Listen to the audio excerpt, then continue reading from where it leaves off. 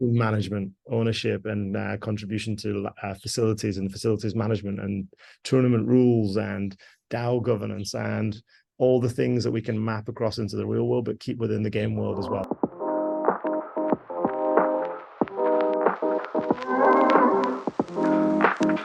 Welcome back to our Meter Builder interview series, where I have the pleasure of talking to the teams behind your favorite Web3 earning projects.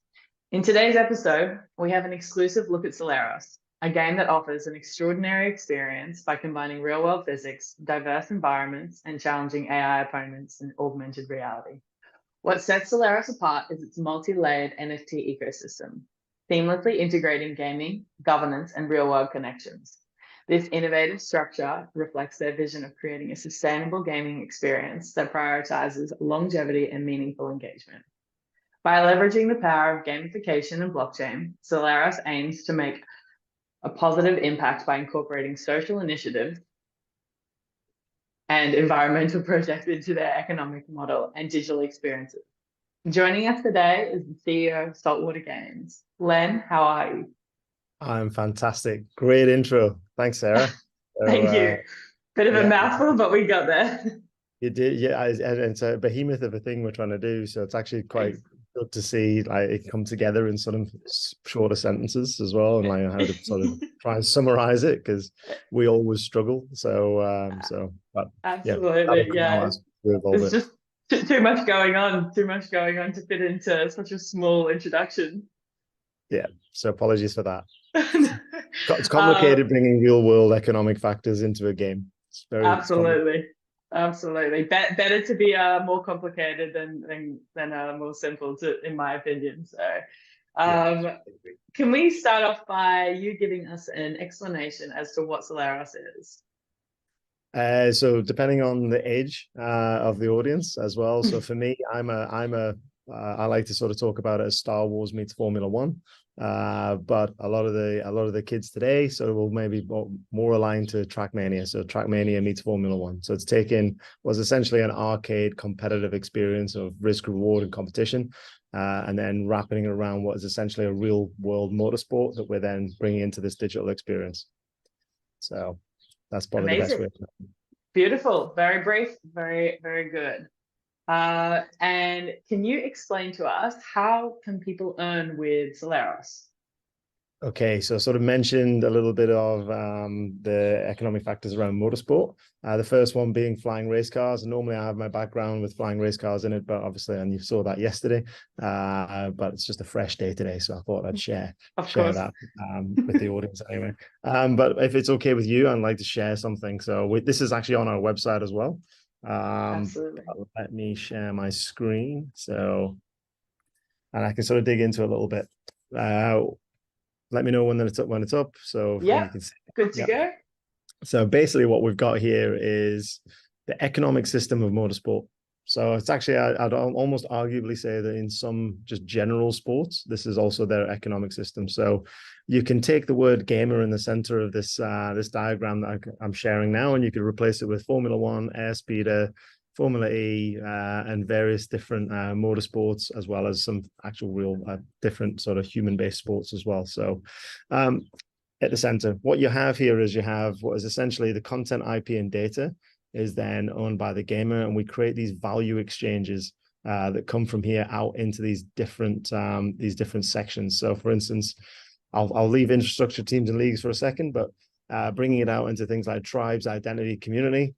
This happens in Formula One, it happens in all motorsport as well. So out into things like rentals. So if you own assets, how do you then get extra additional reward for the utilization of those assets when you're sleeping? So rental configuration, all these kind of things.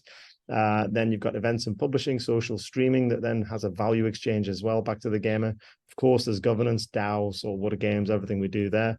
Where it gets really interesting is obviously we're about motorsport, we're about risk, reward, competition. So the teams, leagues, tournaments, talent, and DAO is a really interesting space. I'll actually come back to that in a second. Infrastructure is where we start to look at things like facilities.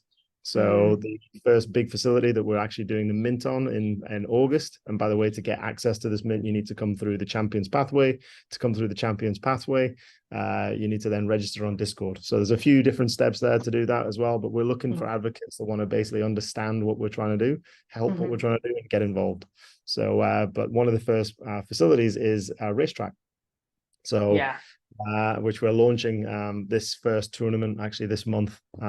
So whether I can share that yet, I normally share stuff way ahead of time, as always, and I get told off by my head of product, but it's out there now. But this racetrack is the first game experience that we've actually built already, and we're going to run a mini tournament on it. Now that racetrack is a facility. It will have advertising, sponsorship, and all these wonderful things that happen in the real world racetracks, all within a game. So that's just one aspect of it. The teams and leagues, if I come back now through to the teams, leagues, tournaments, and talent, I'll specifically talk about talent.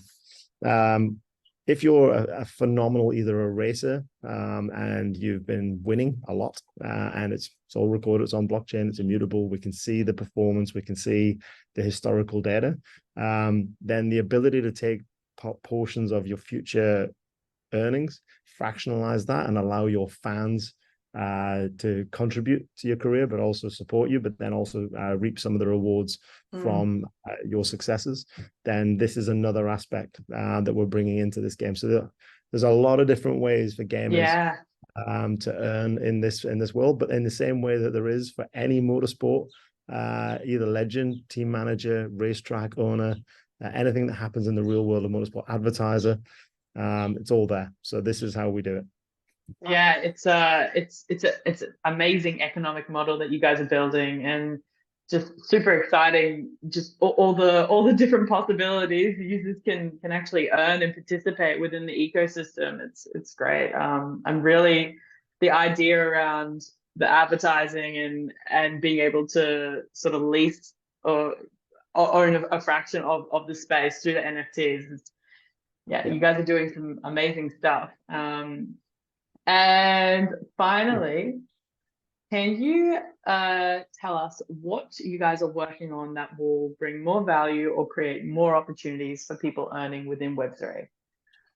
Apart from the fact there is reward and all of these other all these factors that are coming from the economic systems, of course, I mean, this is we're at the core of what the business is. We actually call it play to impact. So this is where we're having we're taking a lot of the treasury functions, we're investing that in environmental sustainability projects that generate a yield. That yield is how we help create balance within the game economy.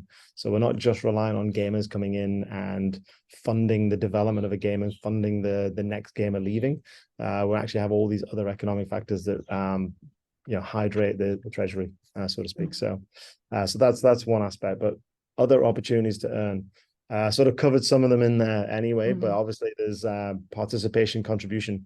So we will be, when the AAA launches, which is somewhere back end of 2024, mid to back end of 2024, we will be a free to play to start with anyway. We want people to come in and experience what it is to be in this motorsport, either earn their way into the levels where the tournament and the bigger prizes are through just contribution, participation, and various different quests, or they can buy their way in a little bit higher up to get then access to that, because they can already back themselves. They've already played the free to play. They know that they're pretty good.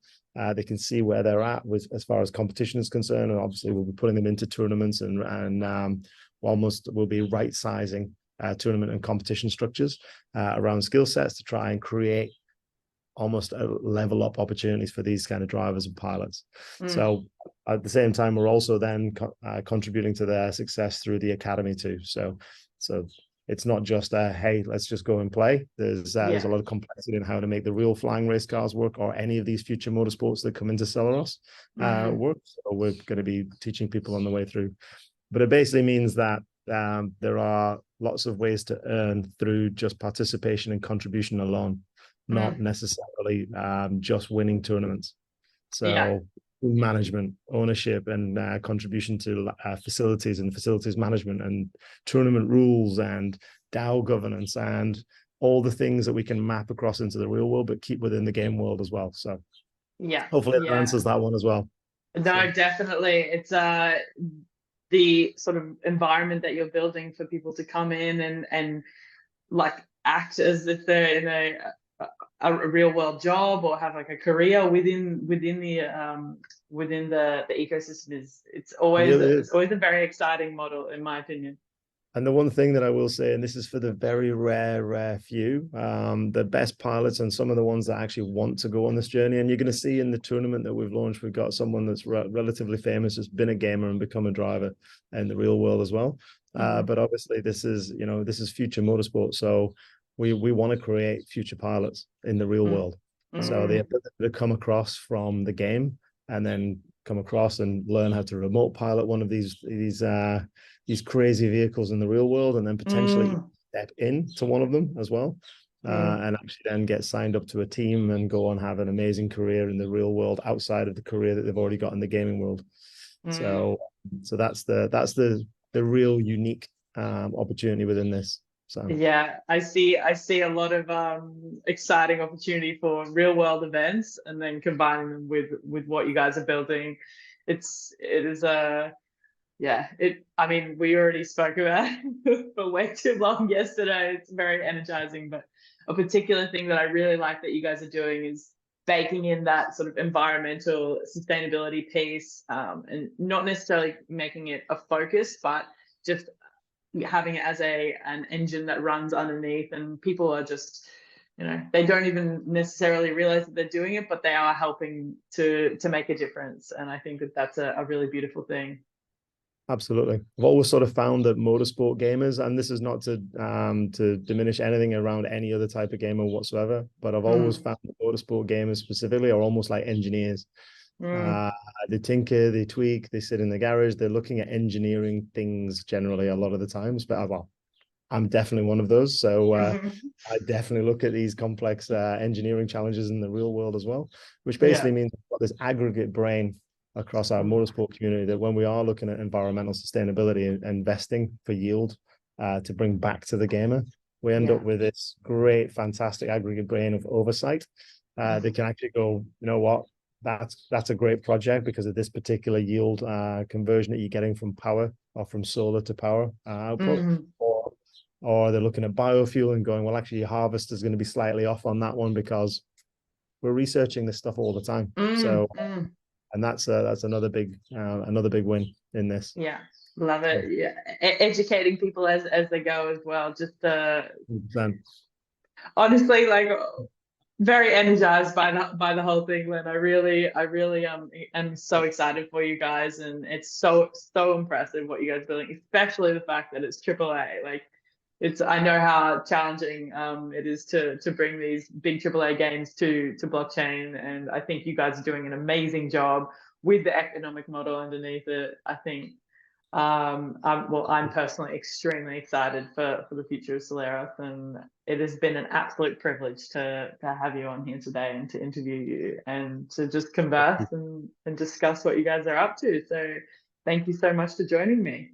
Thank you, Sarah.